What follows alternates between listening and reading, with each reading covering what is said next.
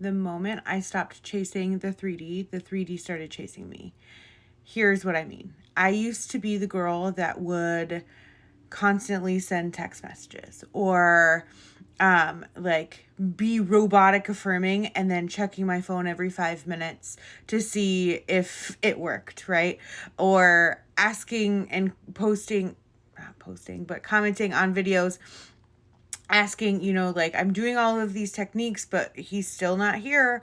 And, you know, when I got myself out of the waiting period, when I stopped focusing so much on what the 3D was showing me and returned back to self and into my deep inner knowing of, if it's a desire that I have, then it's inevitable, then I can just go and live my life.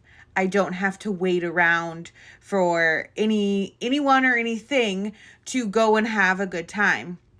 And when it really clicked for me was when I don't remember how long ago it was, but I was like in the shower, legitimately having like a breakdown moment. And when I got out of the shower, I just like sat down and had a conversation with myself. I do this a lot, actually. So Patricia, she is my ego. Brianna is inner child me. And either one of them or both could be triggered at any given point in time. But I will legit sit down and be like, Patricia, Brianna, you guys gotta listen here, and say it with conviction, right? You have to just chill. Like it's inevitable. It's a desire that is on your heart, and the fact that you woke up this morning and you have breath in your lungs still means that you are worthy and deserving of all of your desires. And if you have a desire, that means it's already yours. We just gotta align to the version of us that has it. And so when that really clicked for me, I stopped paying attention to what the 3D was showing me because it's inevitable. And so how I know when I'm focused too much on the 3D, and like the inherently like unfavorable circumstances is when I'm focused really heavily on time, when I am really heavily focused on like the amount of time that it's been in between like a text or a phone call, or when we've seen each other.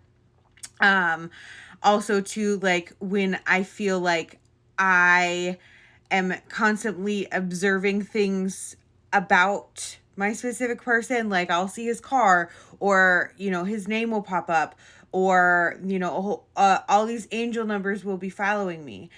But the thing that I used to do that I no longer do, when I was in the waiting period, I would make those things mean something, a negative about my worth or my value, or whatever the case may be. What shifted for me is now I understand that nothing has meaning or value unless I give it the meaning or value. Even my thoughts don't have meaning or value unless I place a value upon them. Because you and one other person, or even a bunch of other people, could go to, say, like a concert, and you both are experiencing the same concert, but you may have two completely different experiences based on your perception of what's going on around you, your thoughts and feelings about yourself, what you think that you deserve, and so on and so forth. And so when I was operating from a place of not feeling worthy, or, operating from a place of my insecurities, I would make the time in between text messages mean that I was unlovable, I was too much, I knew that I was always going to be abandoned, etc., etc., etc. When none of those things are true. None of them are true. They were just how I was perceiving it. So what I was perceiving was what I was getting reflecting more of. I would sit there and robotically affirm, oh, he loves me and only me. I'm always chosen, etc., etc. but then still buy into those beliefs, and still be checking the 3D for where he was. And the 3D is just a direct reflection of what you think that you are. Words. The 3D is just a direct reflection of what you perceive, how the world works for you, how you perceive yourself, and also how you perceive other people in relation to you. And so if you assign negative or unfavorable meanings to that, then that's going to be what you get more of. I literally used to be the girl that would sit on my porch and cry for hours because I thought this man didn't love me when all he was really doing was showing up as the character I assigned him. He loved me, but wasn't quite ready for a full committed relationship. Now that I stopped waiting, went and got a life, and stopped focusing on what the 3D was showing me because circumstances don't matter. Only thing that matters is the meaning I place behind it. If there's time in between text messages, oh, he just got busy at work. Doesn't matter. I'm still worthy and deserving of love. If it's not this, it's something better, but I know it's going to be this. So it's inevitable. I still have the desire for it. So I'm going to see it in my reality. That man can't stop texting me. He can't stop calling me.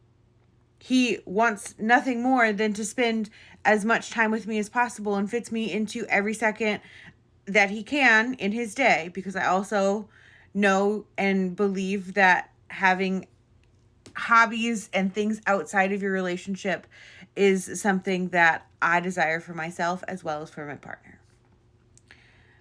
The thing is that the 3D does not have control over you.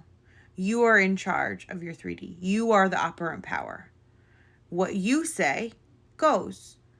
What meaning are you assigning to the circumstances that you are deeming unfavorable? And if you no longer want to receive what you are receiving currently, how can you flip it? And then also, how can you give what you are seeking outside of you to yourself right now? One thing that I do is I'll have those conversations with myself. I'll sit down and be like, Brianna, what's going on? What do you need? What is it that you need right now? Do you need a hug? Do you need to feel loved in some way? Do you need to go outside and move your body? Do you need, what is it that you need? Right? And I'll do that with Patricia too. What do you need to feel safe? Because it's not a text message. You don't need a text message to feel safe and secure and whole within yourself and within your relationship.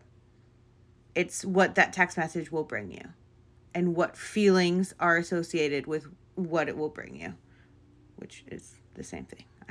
Whatever. Anyways, try it out. Try actually having a conversation with yourself. And if you need help with that, let me know in the comments. I've been thinking about doing a dissolve your ego meditation for the membership. And I thought I might give it to you guys as well. So let me know if you think that that would be helpful. It's really helpful for me after I named my ego, as well as found out, the name of my inner child. So then that way I can sit and have conversations with them, find out what it is I actually need to feel safe, secure, and whole within myself. I hope that's helpful. See you guys later.